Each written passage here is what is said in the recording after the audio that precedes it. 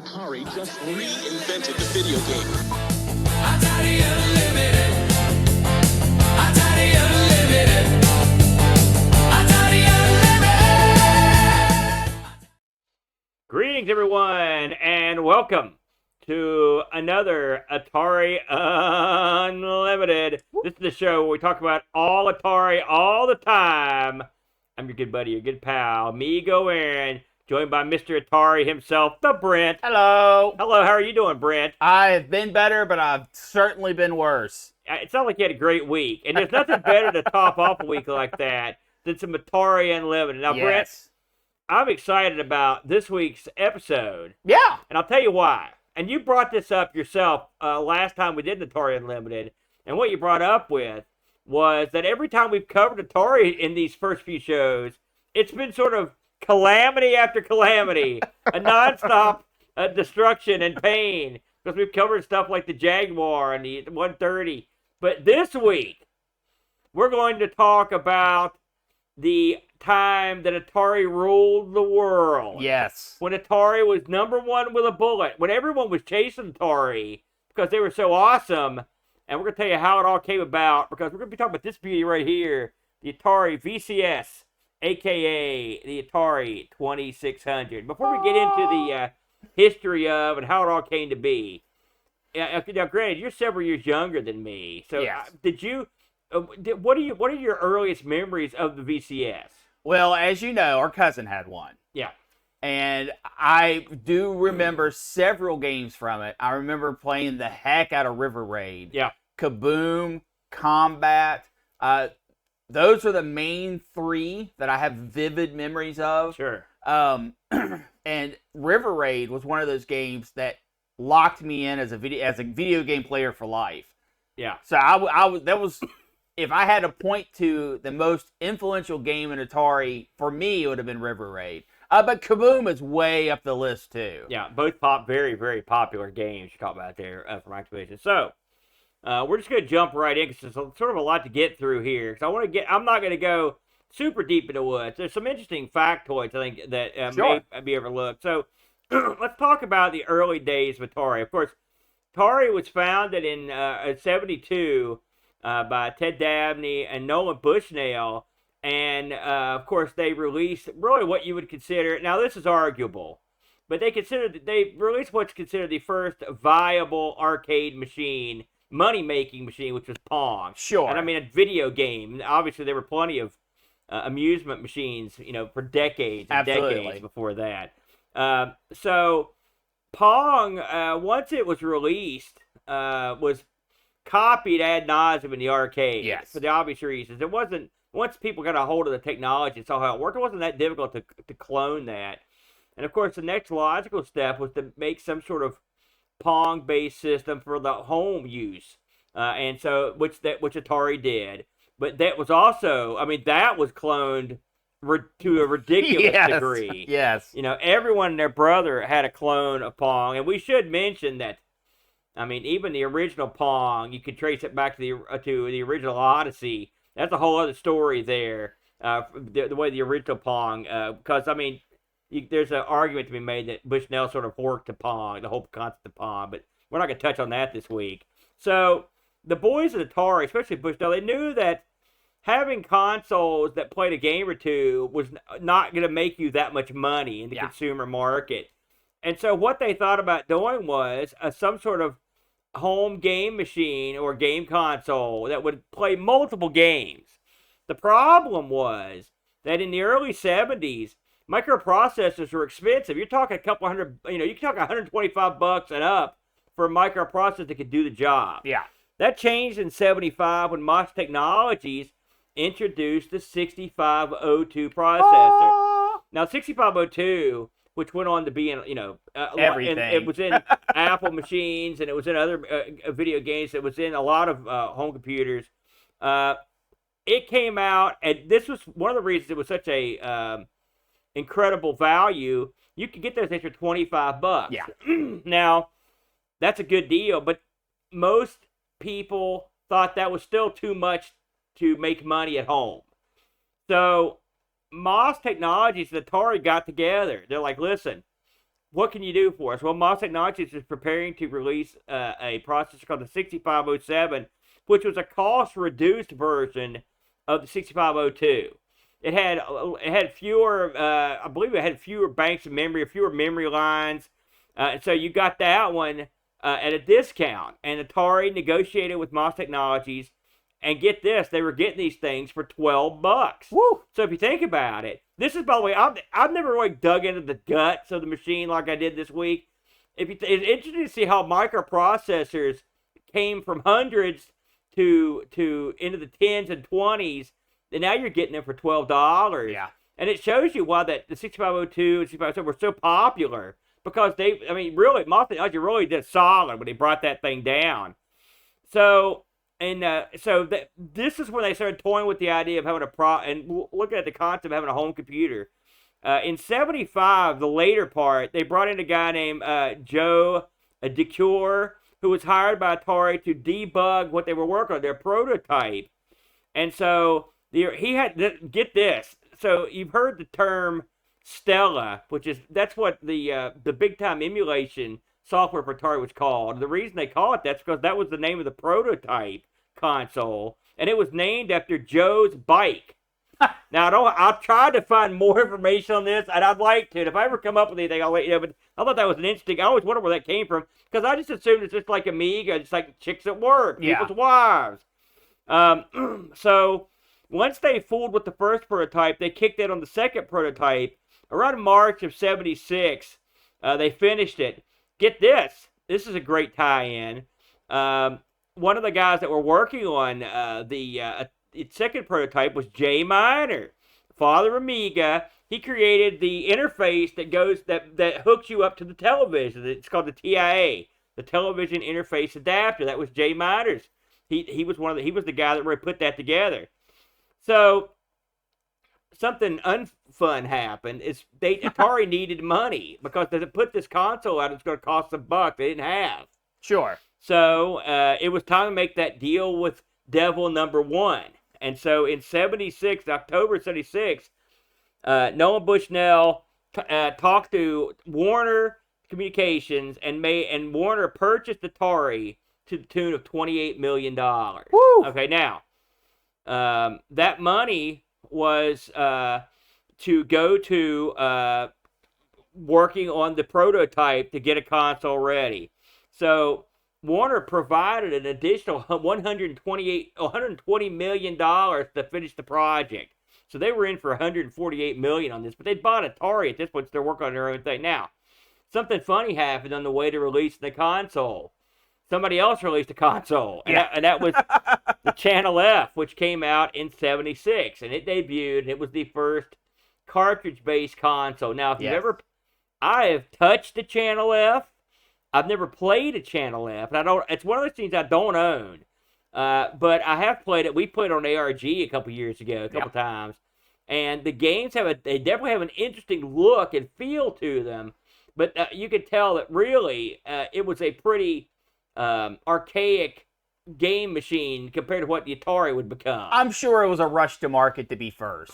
Maybe. I don't know. You never know how much these companies even knew what each other were working on at the time. So they released that in 76, but that didn't deter anybody. And by 77, Atari had enough to brand the VCS and start developing games. They released the VCS in 1977, right? Year I was born. Really? Yep. That's crazy. And your birthday's coming up too, so you're going to be 52, right?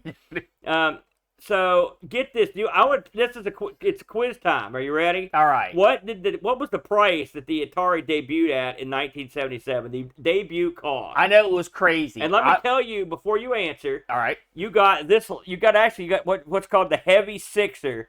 The one we've got on display if you're looking at home. This is a 4-switch. The Heavy Sixer had 6 switches. It came with 2 joysticks, and it came with paddles. Okay, 2 paddles. That's what you got. And you got a release game, which was Combat. That's what you got for your money. How much did it cost? People in the chat, you can guess too. I'm going to say $3.99. $3.99. You're close, but you're way off.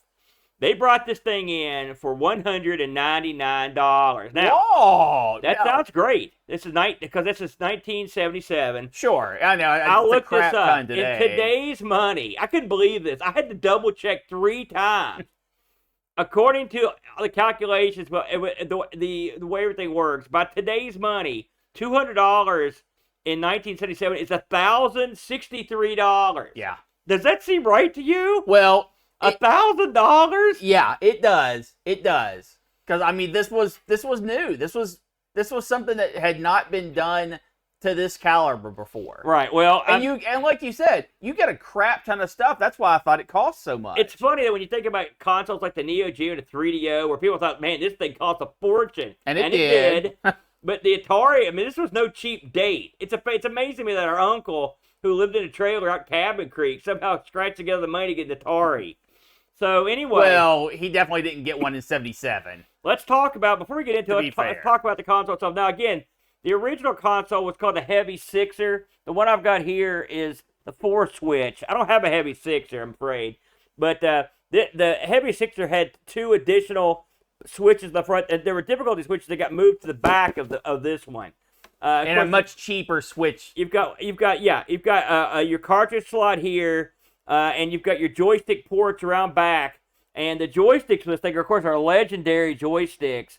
The old Atari Special. This one's been decorded, but you can see it's got the legendary orange button. Yes. It's a great stick. I mean, solid. And the thing is, did they break? They did, but these things took a beating before they went out. Yes. This is something you don't hear that much about. This is the paddle set right here, which is in the box, and these are the Atari paddles. Now, Atari was smart to include these because they knew one of their releases was going to be Pong or Pong-like games, and you needed paddles for that. Hold that box for a second, Brent. And so you can see, if you've never seen these before, you've got your red button here, and it's just a paddle controller. These things were solid gold money, Brent. Wouldn't you agree? Yeah, they were really good. They opened the door to a lot of great games, and the added bonuses, unlike a lot of machines that would come after Atari, Atari knew that to gain wide acceptance, of course, at this point, Atari was making all their games, so this is sort of trivial, but they knew that you'd have to give everyone these paddles so you could sell them the games. Yeah. And that's what they did. So, now we're going to play a new game, the Brent. What were the launch titles? Let's see if you can game any of these. Now, I know I can't, because I guess one of them was going to be boxing, and you said I was way off. Boxing was made by Activision, too. So I'm going to go down these. Now, listen. These games do not instill confidence in the machine. I'm not going to lie to you, but I'll explain Obviously, why. one's going to be Combat, because that was the package. Combat was one. So here are your launch titles. All right. There were 9 launch titles. They were 2K cards. They were small, okay? Blackjack, and it's cards. Surround, you know what that is? That's the old snake, right? Basic Math, something that you still can't do. I'm going to buy you that for Christmas. Video Olympics, which was like about 1 million different versions of like Pong games. Yeah. Combat, of course. Air Sea Battle, which is like a target Sure. shooter. Starship, right? Street Racer, and Indy 500. Now, Indy 500 had a special driving control paddle, which, yeah. So I remember seeing this. I don't remember much about the differences of that one. No, I don't either. So this thing, again, we mentioned it sold for $200. They also licensed this out to Sears, who sold the Atari to the Telegames Video Arcade. I just sold a couple of these. I had a couple that got cheap. So now, here's the last trivia question. How many Ataris do you think they sold in 1977? Well, I know it released. It released fairly late in the year, right? I think I said September. Is that what I said? So they were shooting for the Christmas season. I'm going to say they sold September. They released in September. 10,000. Boy, you're way off. In 1977, estimates and experts agree that Atari sold between 350 and 400,000 units. Wow, at that price, yeah. Crazy. Now, crazy. That was considered not that successful. And Atari said, okay, we think we know why it wasn't that successful. Ching, ching, ching, Now ching. people are trying to get you that this is a new concept. People don't fully understand what's going on. Sure. They used all the usual things. So 1978 rolled around. They made They made 800,000 consoles, but they only sold 550,000. So they actually lost money in 1978. So a lot of people think that the VCS, including myself, was a runaway success. It was not. Like, they struggled. I mean, believe it or not, these numbers, they weren't meeting the numbers that they thought they would. So in 1979, Nolan Bushnell left Atari because he had gotten into a fight with Warner over what would be the successor, the 2600. And he was gone. Also, people that left Atari were ultimately the people who founded Activision, because they were mad that they weren't getting recognized, their names weren't on their stuff, they weren't making enough money. So you lost your David Cranes, your Paul Kitchens, these guys, they were gone. Yep. You know, and so you think to yourself, this is a bad sign. Well, luckily for Atari, King Dong was honing into view. And what's considered the first killer application for a home VCS was the 1980 Atari 2600 version of Space Invaders. Yes, that I could have guessed. Now, Space Invaders, not to get too deep in the woods, was a runaway worldwide hit. Yes. Including here, where I played it at Hex. It sold tens of millions. And I played the heck out of this back in the day. I own a Space Invaders cocktail that my son uses for a desk right now in his room, so I still got that thing. So get this. Remember how I told you they operated at a loss in 78? They lost all these guys in 79 and 80. Atari sold over 1 million consoles in 1 year. Like, they went nuts. Also released in 80 was Adventure, which was another huge hit, and of course had the legendary Easter egg in it that everyone talks about, which was the author's name. And also, that's when they started using games that operated a different way. So when they released Asteroids in 1980, Asteroids, of course, the brilliant arcade vector game. Yes. That was made by Atari. It was the first of many games that used bank switching, which is a technique that I can't explain, but it allowed 8 kilobyte or larger cartridges. So now you're operating with more advanced games. And so there you go. Now, you're starting to make a roll here. And of course, when you get on a roll, you're going to get other competitors, stuff coming out of the woodwork. So as time went on, Atari got more competitors, but also the success was still there. One of the things Atari enjoyed doing was doing movie licenses. So a lot of their releases were arcade games that were ported down and movie licenses. Now, you can debate how successful these were, but I mean, they did it for the Atari 2600, given the limitations of it. I think a lot of the arcade conversions, they ended up having some pretty decent ones. I mean, if you had simple stuff like Asteroids, Frogger, or Space Invaders, those translated quite nicely. When you went into stuff like Defender, for example, you had to really radically change the way it worked. But I mean, a lot of people prefer it. I know Boat prefers Atari Defender. What do you think of how do you feel about the various arcade ports that came to 2600? Well, here's the thing. The Atari 2600 was made to bring the arcade home. Yeah. That was the point of the system. Yeah. So you can't get mad at it. No. Because it fulfilled its lifelong dream of being the arcade at home. I agree. So you have to respect that. Because the top 10 games, or probably 8 of the top 10 games, if those, not more, way. were all arcade ports. Yeah. We'll get into those. So sometimes, though, you live by the sword, you die by the sword. And now comes the dying on the sword. So we're rolling around. So you may have heard of this. What was your favorite game when you were a little kid?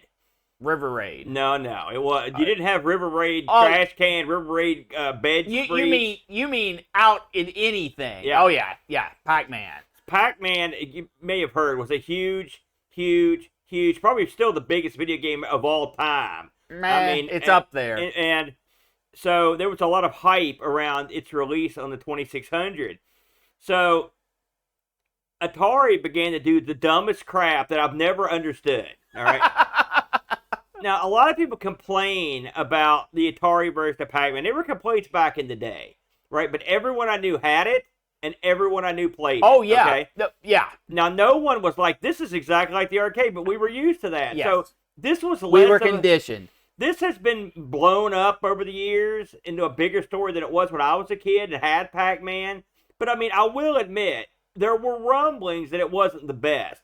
But the fellow that made it was on a time schedule, Yeah. yada yada, and and he was also limited because they wouldn't let him use a bigger cart size. They wanted Yes. to cheap out. That So- was a huge thing. So, but here's the dumbest thing Atari did. They printed up 12 million game carts, but there were only they printed up more carts than there were Atari consoles. Now, assumably, they assumed everyone would buy it and all future owners would buy it. But I don't know if they've ever heard of a second run. But clearly not. Now, I want to jump in real quick. Jump here. in. Remember several shows ago Yeah. on ARG Nope. when we talked about how that dude ordered a ton of extra cabinets for Jack and the Beanstalk, Yes. and then it bombed, right? Yeah, I remember that. And it's highly believed that there was money laundering involved and money under the table and getting paid to take these contracts.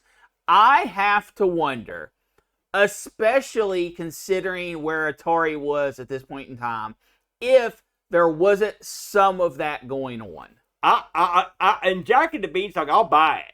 In this, I think it was rampant corporate stupidity. And the thing It's is, possible. Warner showed time and time again that they didn't know what they were doing. That's true. And with Nolan Bushnell out of the picture, they had those early successes in their tenure, and then they tipped over thoroughly. But I mean, I think it takes a special class of idiot to make more carts than there are systems in the field. Well, don't worry, they're not done yet.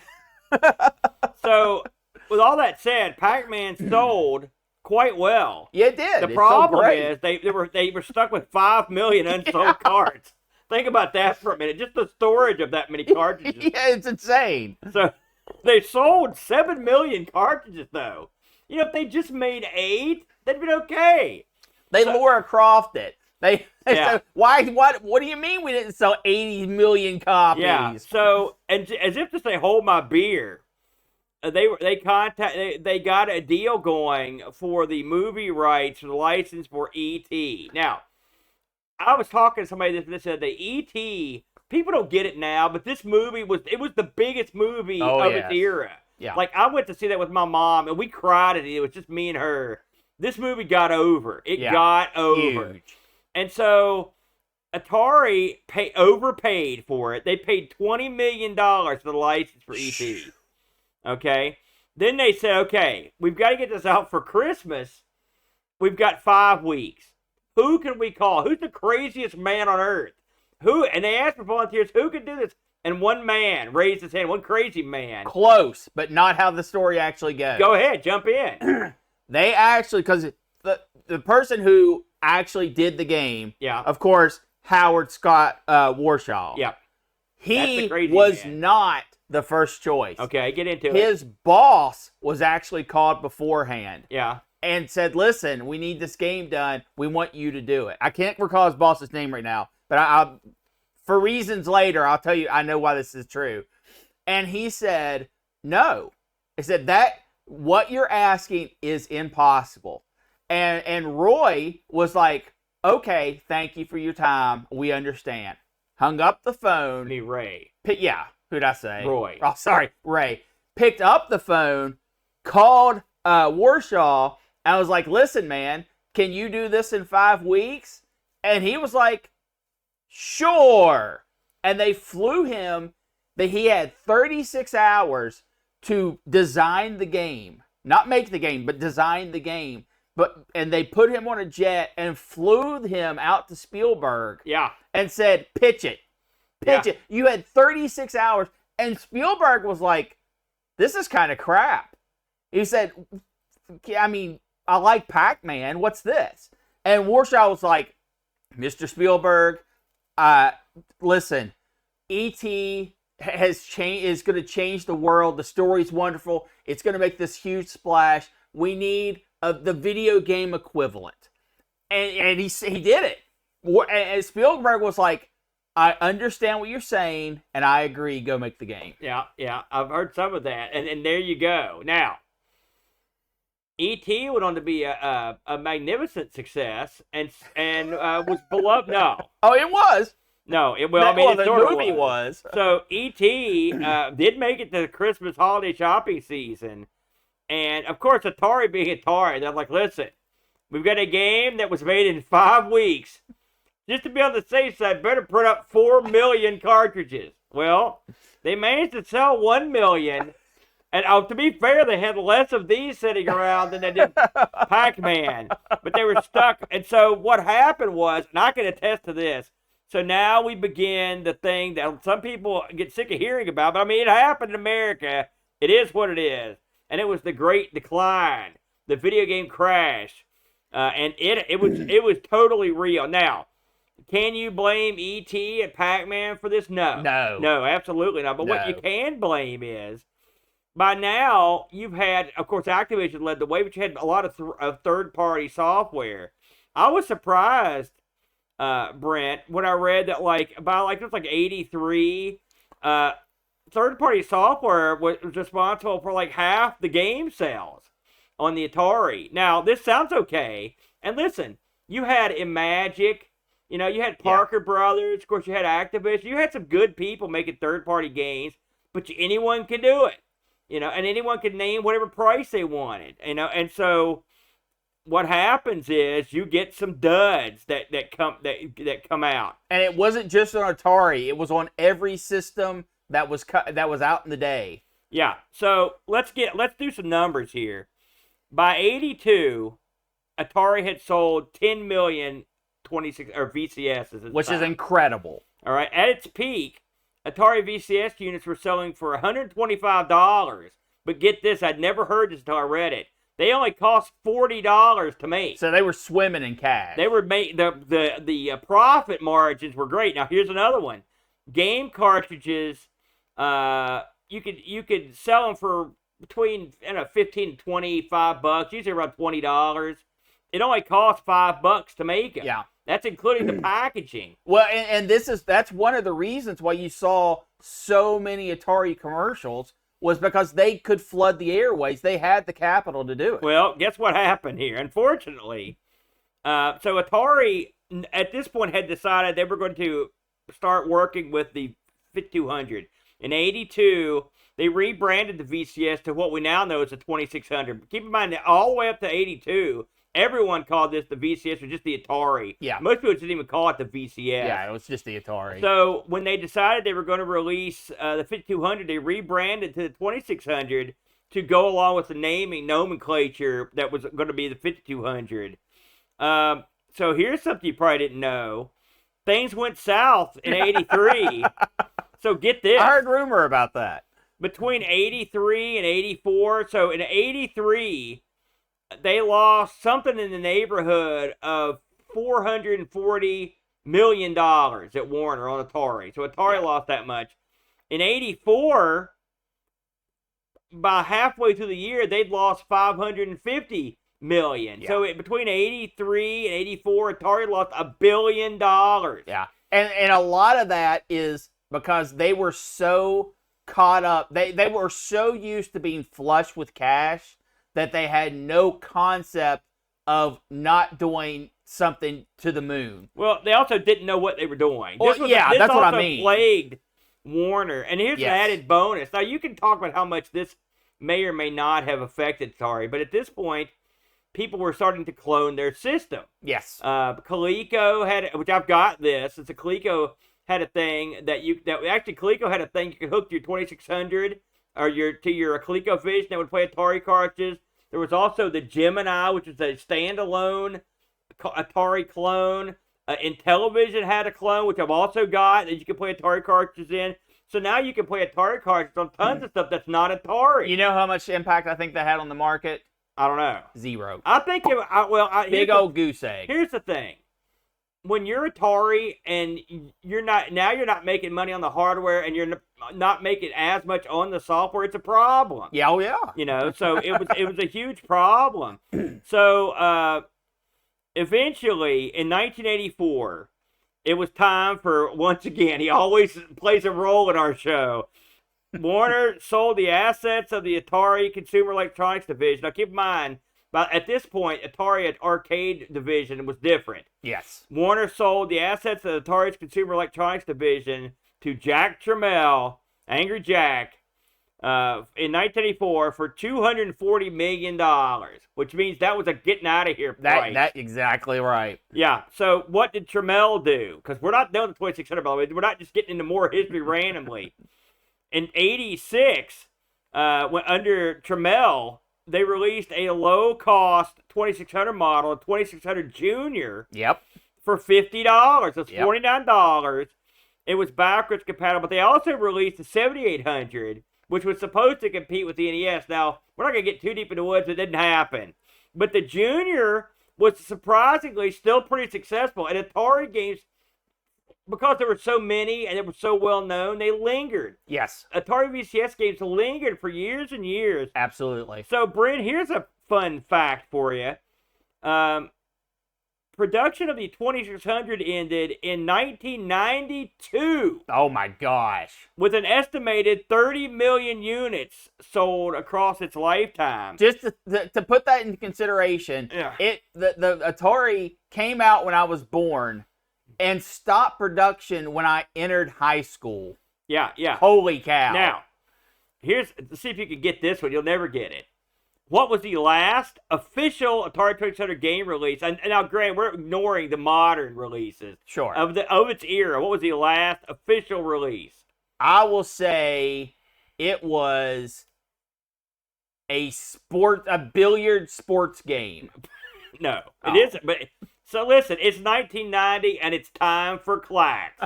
It was Atari Clax was the last official release. So now, Which was a big hit in the arcade, which is probably why they put it on the system. Before we move on, I want to go through these real quick. I've got the list of the best-selling Atari cartridges. Yeah, give us 1 through 10. I thought this might be fun. Yeah, give us 1 through 10. Well, I've got to see where 10. I will say River Raid's at the bottom of this list, but it's more than 10. Yeah, no. There are a lot of these things that sold about 1 million cards, so we'll go from above 1 million cards. Okay? You've got Breakout at 1.6, Warlords at 1.7, Centipede at 1.8, Berserk at 1.8, Night Driver at 1.9, Demon Attack at 2 million units, Miss Pac at 2.3, E.T. ultimately sold 2.7 million units. Defender, 3 mil. Asteroids, 3.8 mil. Frogger, 4 mil. Pitfall, 4 mil. Donkey Kong, 4.1 mil. Space Invaders, an impressive 6.2 million. Yes. And at the very top of the list, Todd Fry's masterpiece, Pac-Man, sold 8 million copies. So you've got, and that is a lot of action here. You've got quite a few million sellers here. Absolutely. And from a multitude of different companies. So that's pretty much the long and short. Oh, before we move on, I should mention this, which is one thing we haven't done. We should at least talk about what's in the Atari, because that's sort of important. The Atari is comprised, as we mentioned, the MOS Technology 6507 that runs at 1.19 megahertz. It's got 128 bytes of memory, no video memory at all. It's got a screen to res of 320 by 200, 128 total colors, 2-channel monotone audio, although they got cute with it, including some games that had their own audio. I think Pitfall 2 was one of them. It's supposed to have a media capacity that goes up to 4K, but that was exceeded.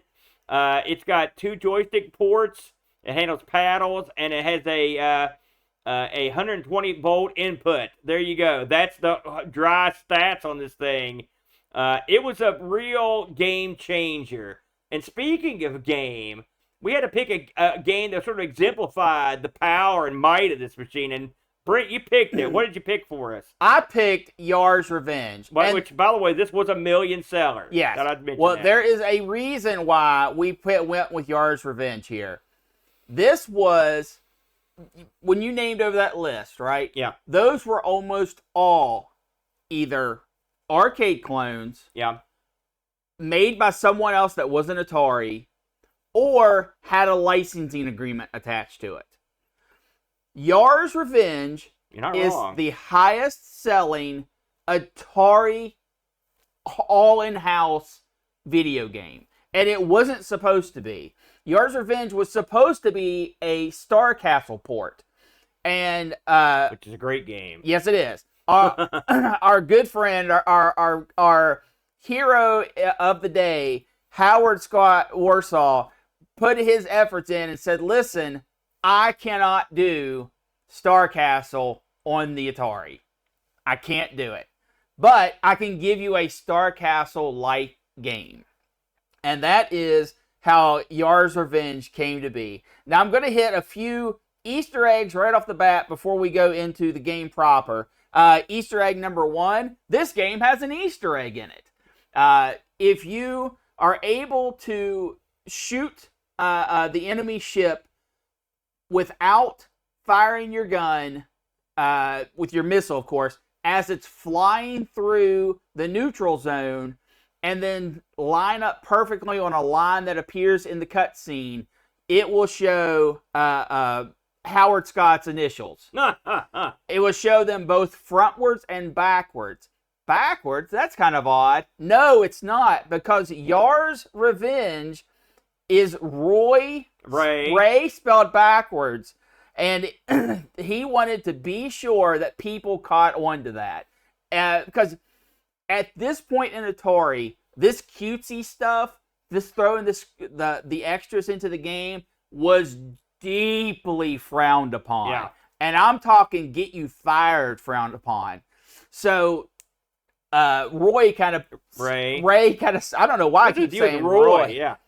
Ray kept telling people to stop sticking this stuff in, and HSW kind of did it as a screw you, I'm going to do what I want kind of thing. I'm not going to go too deep into Howard Scott Warshaw because he could be an entire episode of Atari Unlimited by himself. Yeah. But one thing I want to mention is he was so pissed off when all these people left Atari, because he saw it as a backstabbing move, that they were going and making their own company to make games. He hated it. There's an irony, because he also hated Ray Kazar. He did. Which is the guy, that's the Ray you're talking about. Yes. Which is the head of Warner's Communications that was over Atari. And the reason why he hated Ray was on a completely different reason. Ray didn't know what he was doing. Ray did not know what he was doing. That's a huge part of it. Some other Easter egg parts of Yars Revenge here. It was never a top 10 seller. I think it was like number 14 overall. It did sell approximately 1 million copies. It came with a comic book. Yeah. And this was one of the first first games ever to do this. And the comic book explained the story. Story of Yars Revenge? What are you talking about? Well, Yars Revenge is a deep lore. Yeah. I'll give you the short version.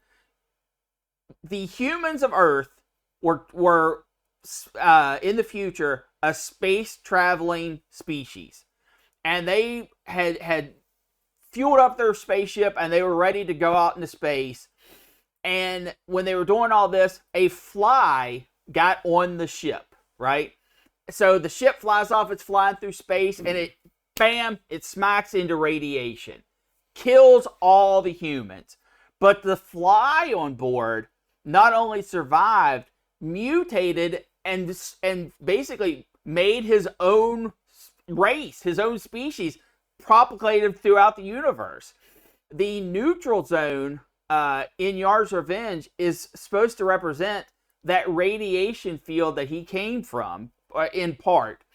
So when the fly mutated, became a whole new race, they were friendly, they were peaceful, they ruled over 3 planets until the big bad guys came in and basically killed them, right? blew up one of their planets completely. Man. And the flies were like, listen, we can't let this stand, not only for ourselves, but we've got to get out there and save basically the entire universe. Or the evil folks are just going to go through and wreck everybody because they're also murderous. So in Yars' Revenge, you play as one of the mutated fly species out there trying to take down the big bad. Now, Aaron, if you didn't want to enjoy this story with the Pac-Man comic, you could also get the recorded audio book of this comic. All right, I'm going to stop you right there. Okay. So, I was at an antique store. Okay. It's last year. And lo, I came across the Yars Revenge book and record. And I was just, as you were sitting here talking, I didn't know you were bringing this up, by the way. Okay. As you were sitting here talking, it occurred to me, I wish I'd brought it in here because I know it's in the house. Oh, you bought it? But I bought it, and I own the Yars Revenge book and record. I can't remember if I got the record with it or just the book, but I do have it. Well, I listened. You can find the audio on YouTube. You have to actually do a little bit of digging. It's off some guy's channel that it's one of the only things he's ever done that has reached It's out there. any kind of population. But it's okay. Like the guy that's narrating the story and talking actually has passion in his voice. It's well done. Yeah, Atari released a lot of their games as storybooks for kids. By the way, when I was a kid, like these book records were a big deal. Yes. I had a record player, so I had like Batman had them, Spider-Man, a lot of guys. But the video game guys had some of these too. And Star Raiders was one I didn't have then, but I did have seems like I had like Defender, might have been Asteroids that I had. There were some other ones that I had at least a couple more. So that was the way they did stuff back in the day. Now, Aaron, you know Pac-Man Fever, huge record, right? Big time, yeah. All right. Obviously not to that popularity, but Yars' Revenge has its own song. Really? Who does that one? I don't know. There's a rock and roll song? There is a song. Okay. For Yars' Revenge. And it's something. You heard it. I did listen to it. It repeats Yars' Revenge about a billion zillion times. But it's out there if anyone wants to go find it. Something else in this is Yars' Revenge was always supposed to have a sequel, right? Yeah. And it sort of kind of does, but it doesn't. Yeah. It's a whole convoluted mess. Not on the 2600 anyway. Correct. Yeah. It has some modern 2600 sequels that are now officially represented or accepted by Atari because they put them on that new Atari gimmick. The 50th anniversary thing or the VCS, the modern one? Yeah. So, I'll get into some of those. I played the Yars Returns or whatever. Yeah.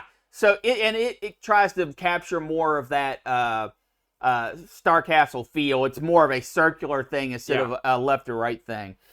Some other things.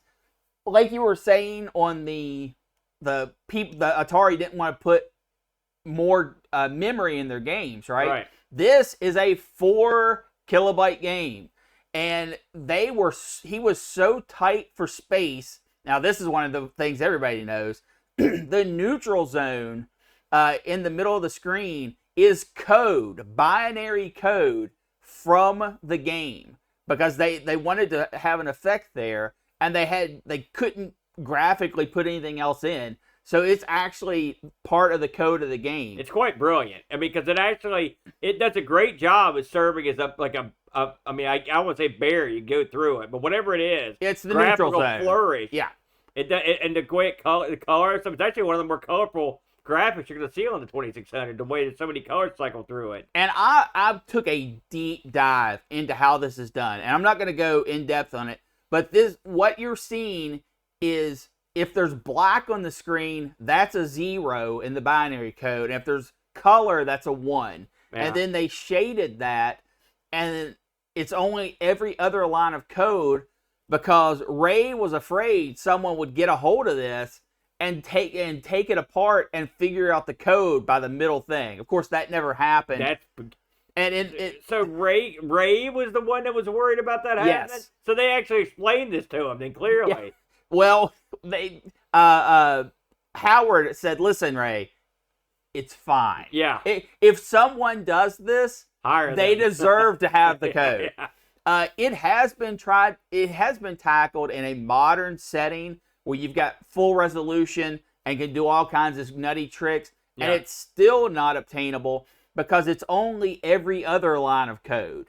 And even with all the advancements and know-how, of course, now they can just rip the code open from the cart, right? But if you're actually trying to translate this from the screen, there's not enough information to know what's going on. Something cute, though, the code that is displayed on the screen includes the code to display it on the screen. Wow, that's trippy. So I thought that was a fun little thing. Now let's talk a little bit about Yars Revenge proper, what kind of game it is. Yeah. This is a single screen game where it is only you and the enemy. You start out on the left-hand side of the screen, and on the right-hand side of the screen is the big bad encased in some kind of shielding. It depends on what level you're on. And you can either shoot the shielding and blow holes into it, or you can run up and bump against the shielding. And the way this is explained to the comics is these flies were so proficient at refining materials that they could eat it and then produce weaponry from it. Yeah. That's why when you either go up and touch the big bad or eat on his shielding, you will produce a missile at the left-hand side of the screen. So the concept of the game is you have to get through the big bad's shielding and then hit him with the missile that you produce from eating the shielding. And it fires from the left-hand side of the screen, and if it hits any part of its shielding, it does nothing. But if it hits the bad guy, it will explode. Yeah. Now, if that was all the bad guy did was sit behind his shielding and wait to die, that wouldn't be any fun. So the bad guy has two major things he can do. First, he can turn into a crawl blade. Yeah, that's exactly what it looks like. And he'll sit there and spin for a little bit and then fly across the screen at you. Yeah. And if he hits you in that thing, you's donezo. If you get nailed by the glaive in any game it appears in, that's you're done. Nothing beats the glaive. That's it. But his far more successful attack is he has a homing missile, a homing bullet that will literally just tail you around the entire screen all the time. You can avoid it, you can fly away from it, but you cannot stop it, you cannot shoot it. You know, what you mentioned earlier, that this was originally supposed to be Star Castle. Star Castle. Yeah. And you'll recall, that's the way that bullets operate in that game. So now that you clear that up for me, it makes total sense how that's an aspect of the game. Absolutely. The other thing, other aspect of the game is if you are in the neutral zone, you cannot fire. You cannot fire your normal weapon nor your mega missile. There's too much radiation and interference. Yeah. But the crawl blade can hit you in there, no problem, if he's flying across the screen. So at its core, this is a high score game. There is a lot of different ways to play this. You can try to just kill the enemy over and over and over again. You can try to take down his shield to a full extent each time, get points that way. But when you kill the big bad, you get the cinematic explosion, the full screen boom that shows the code in just huge blocks and then kind of melts down to a middle before you go on to the next guy, and it gets a little bit harder each time.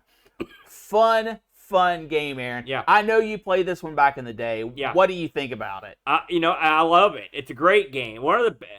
I've heard Howard Scott Warshaw say he made the worst game on the VCS and the best game. And I would argue that E.T. is not the worst game. Correct. But I would listen to an argument that says this is the best game. It's certainly amongst the best games. It's up clever. There. It's the fact that you've got several ways to attack is interesting. The enemy shield utilizes breakout technology at some point where it, like, you know what I'm saying, where it scrolls. You know, it reminds me of like the shield in Phoenix that the guy's got that it kind of rotates and does that. So I mean, the shield is cool. Your character looks like something. Yeah, it You looks know? like a fly. If you look at this game, if you just look at this game, right, in 2025 as we record this, you can think to yourself, my God, look at this glitchy mess. Because we're not used to games looking like this. But I can tell you, when this thing came out, I believe when this came out, 82 or something like that. Yes, this was released in 1982. When this came out, that barrier was real unique looking. Yes. I remember thinking, something it was special. That's bizarre, looking. And only after you would pull cartridges out of machines while they were still on, so it saw that stuff and you thought, hey, that's glitchy. You didn't think glitchy back when it first appeared. Absolutely not. But I liked the aspect of nibbling away on the shield. I thought that was unique. And I liked having that big nuke in the background you could launch. And it was a satisfying feeling when you took the guy out and you get that big explosion. It was fun. And also the game changed up enough to keep it interesting. So I was a fan of this game, back in the day. I mean, and all my buddies liked it. So, I mean, it's one of those games where, like, I don't know anyone that did. It's a lot like saying a River Raid. Like, everyone I knew thought this was a great game. So this was easily a popular game and a popular choice. I was happy you chose this one because this game sort of embodies what made the VCS awesome, which was because the VCS, I mean, I think when they envisioned it, they were like, okay, what can we do with Pong that will keep it fresh and we can spice it up? But ultimately, we're going to be doing mostly that sort of game. Right. And so when people got hold of this technology and realized what they could do and how they can manipulate it, they managed to pull miracles, and the games were very different often, very unique. You had to give to get, like you said, when it comes to getting enough memory to work this game, you had to make certain sacrifices, and that's what made the VCS great. And when they got to the point where they started doing the bank switching and having the bigger cartridges and stuff, and you got stuff like Pitfall 2, for example, or Solaris, some of the huge titles that were awesome. Yeah. You really could see how much they could squeeze out of this machine that was been worked on since 75. I mean, if you think about it, the prototypes for this game were around in 75, 76, and the machine lasted until 92. And today, people are taking the 2600 and making incredible things on it because it's real popular with homebrew communities because of the limitations it sets. Yes. So I think what made it popular today with homebrewers is what made it great in its own era with great programmers because they knew how to massage the tech to get what they wanted. Yars Revenge is a perfect example of that. You absolutely had to manipulate, kind of massage the Atari 2600 to really make it sing, and there were developers out there that could do that. Yeah. And I will say this as a side note. I'm a big fan of Howard Scott Warshaw. He did a series of videos on Atari. I believe it may have been called Once Upon Atari. They were sort of low budget, but he was like the man behind them. He's a real amusing cat. Yes. I've heard plenty of interviews with him. Seems like a real down there. It's like an easygoing guy. He's pretty mellow about his role, and he takes the E.T. thing in stride because he knew what he did and he knew the limitations he was under when he did it. So it's nice to see a guy like him have a big hit like this. He actually had a couple million sellers. I believe Indiana Jones, Raiders of the Lost Ark, was a million seller too. So it was. It's not like this guy just fell out of the turnip truck. He had 3 million plus sellers on the VCS. So he's one of the top programmers. That's all you can say about it. And you know what he's doing now, Aaron? I know he was making documentaries. He is a psychotherapist. Yeah. One thing about Howard Scott Warshaw, one of these days we're going to cover him in depth. But he also did an interesting documentary I saw on S&M. Like, he runs in a lot of different circles. Yeah. Let's put it that way. And good for him. Yeah, I like that kind of guy. Absolutely. Now, Aaron, I believe we already know what's coming next for Atari Unlimited. We might know it, but I don't know it at this exact second. I can tell you that right now. Well, you know what, Aaron? Look. I can tell you what it is. Okay, good. The most complicated story Atari has to tell. The most complicated story? Absolutely. All right, what is it? This was the topic, Aaron, that when it hit the board for voting, yeah, you said, I'm not researching that, you're on your own. No, that doesn't sound good for me then. That sounds bad. What is it? Tengen. Tengen. As we look into the incredibly complex past of Atari and Tengen. Now, do you want to just a quick as a quick teaser to explain what Tension was, more or less? I absolutely do not. Yeah, I know what that means. Because there is no quick explanation. The short version is this is an offshoot from Atari that Atari planned to do great things with. And they used it to bypass certain restrictions. Yeah, certain restrictions. So we'll get to that one. Let me have a quick look at our calendar here and to let you know. So we've missed a week, but we're going to make up for it. So I'm going to say our calendar is going to stay in line with what it has been. So the next Atari Unlimited, Brent, will be coming back. Will be November 16th. That will be our Tension episode. Next week, which is October 5th. No, next week is our October. Let's see. No, November 2nd. There Sorry. you go. You I'll got get there. Is R. Sinclair, and we may double up R. Sinclair and the Coco Show. Coco Show was supposed to be shot today, but like I said, we're a week behind, so you may get double trouble for those shows next week. Yeah, absolutely. As we roll in, and now we're close enough to where we should mention it. And what we should mention is the Thanksgiving Marathon. We're gonna start pitching this thing. For those of you that haven't followed us for years and years, every day after Thanksgiving, we do the Thanks for Giving Marathon. What is the Thanks for Giving Marathon, Brett? This is sort of your baby. This is just where we say thanks for all of the support that we get throughout over the years. We're not trying to do a subathon. We're not asking you to buy anything. We just want you to come hang out the day after Thanksgiving here in the United States. And Aaron and I sit around. We play a bunch of games. We interact with chat and have just a good old time.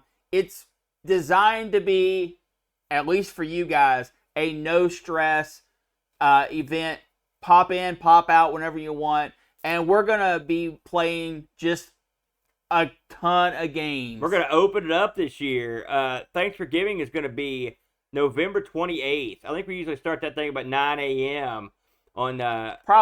Probably 9, 10, somewhere in there. So we'll figure that out. But we usually run it right up until Amigos, about 5 o'clock. So we'll run about 7 hours or so that day. So it's always a good time. I always enjoy it. Actually, it'd be longer than 7, more like 9. Please, if you want to mark your calendar for November 28th, the Thanks for Giving Marathon. I'm looking forward to it this year. Once we got past the technical hurdle of running it, I've enjoyed it a lot more. Of course, we always introduce new technical hurdles. That's true. Just like we've done this year. Don't say that. For God's sake, don't say that. Real quick, I do want to thank all of our Patreons. And if you want to become a Patreon and help choose the topics for R. Sinclair or Coco Show, or put something on the wheel for ARG Presents, or have a topic get voted on for Atari Unlimited, you can go to patreon.com/the-retro-rotation. Sign up. We'd love to have you, get you access to the Discord channel and all the stuff we've got going on over there. Also, a big thanks to all of our Twitch subscribers who kick in. We appreciate you guys as well. And anyone that supports us, whether you've chipped in a buck or two or not, we're happy just to see you and to participate, to see you in chat. Times are tough. Sometimes you just can't make it happen. And that's fine. We're not going to exclude anybody. By the way, of course, all of our shows are wide open, including Thanks for Giving Marathon. We don't have any some sub stuff. So we're welcoming of all kinds, because everyone, sometimes you're down, sometimes you're up, brother. That's the way it goes. Just like Atari. Boy, you got that right. And my thing is, if I get real down, call the Tremels. That's what I'm going to do. So, Jack, I'm ready for you to buy me out. Yeah, so with that thought in mind, we will take this to the house. Thanks for joining us this week on Atari Unlimited. We'll be around next week for something. And until then, make sure you play your Atari. Okay. Go.